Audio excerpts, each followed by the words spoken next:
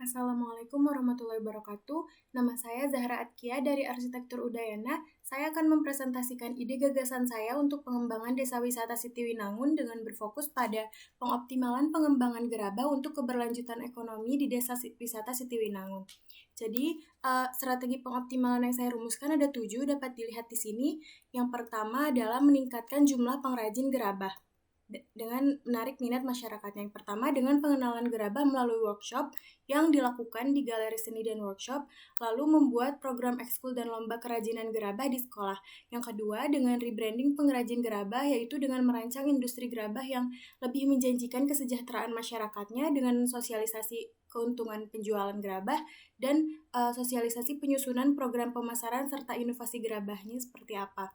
Lalu yang kedua adalah pemberdayaan pengrajin gerabah dengan bekerja sama dengan berbagai stakeholder. Nah, ini jadi pengrajin gerabah dikelompokkan untuk diversifikasi produk yang berbeda di tiap dusunnya supaya pengrajin gerabah merata di desa ini dan pengunjung dapat mengelilingi desa sepenuhnya. Untuk pengelompokan dusunnya ada 5 dusun yang dapat dilihat di sini dan diversifikasi produk gerabahnya juga seperti ini kurang lebih.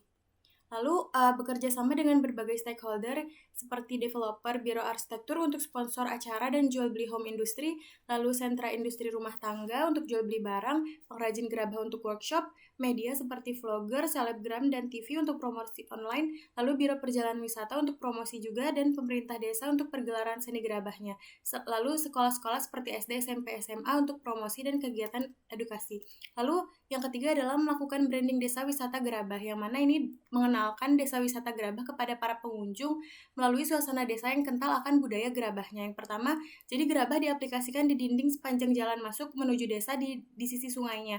Lalu menempatkan patung-patung gerabah berbentuk tokoh mitologi sebagai simbol selamat datang, dapat dilihat seperti itu, dan membuat gapura yang diukir berbentuk tokoh mitologi atau ornamen keraton yang khas di Sitiwinangun, dan juga penyusunan area perdagangan atau toko gerabah kecil di sepanjang sisi jalan masuk menuju desa.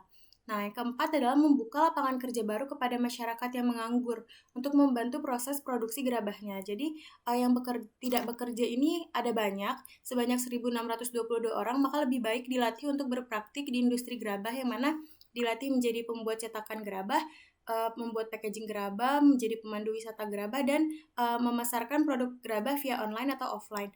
Lalu selanjutnya adalah penerapan teknologi untuk mempercepat produksi gerabahnya. Nah, yang pertama itu dengan menggunakan cetakan gerabah, ini dapat dari kayu, dari gipsum, dan dari fiberglass atau resin. Yang mana ini dilakukan dengan masing-masing teknik sesuai dengan bahan dan fungsi cetakannya masing-masing. Yang kedua dengan menggunakan tungku bakar modern untuk mempercepat produksi dan menggunakan bahan bakar yang murah dan mudah didapat seperti jerami kering, sekam padi, dan daun kelapa kering. Lalu membuat galeri seni atau museum gerabah dan workshop gerabah. Ini yang pertama dilakukan workshop untuk umum selama sebulan sekali dengan tema atau konsep yang berbeda, yang mana bekerja sama dengan pengrajin gerabah lokal dan juga biro jasa perjalanan. Yang kedua adalah dibuat area perbelanjaan produk hasil gerabah, lalu dibuat food court yang menjual makanan khas Sitiwinangun seperti nasi jamblang dan empal gentong yang dapat bekerja sama dengan ahli masak atau pedagangnya. Gambar ini adalah contoh apabila dilakukan revitalisasi sungai dapat dibuat food court di sisi-sisi sungai, lalu dirancang fasilitas umum untuk kebutuhan pengunjungnya, yang mana seperti ATM corner dan toilet umum. Lalu perluasan aksesibilitas dan penyediaan fasilitas umum ini yang terakhir, yaitu memperluas lahan parkir dan jalan masuk ke desa, lalu fasilitas umumnya seperti minimarket, ATM center, dan juga toilet umum.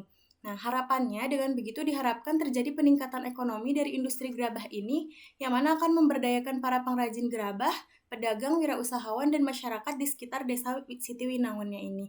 Sehingga ekonomi dapat meningkat, keberlanjutan ekonomi dan keberlanjutan komunitas juga dapat terjaga.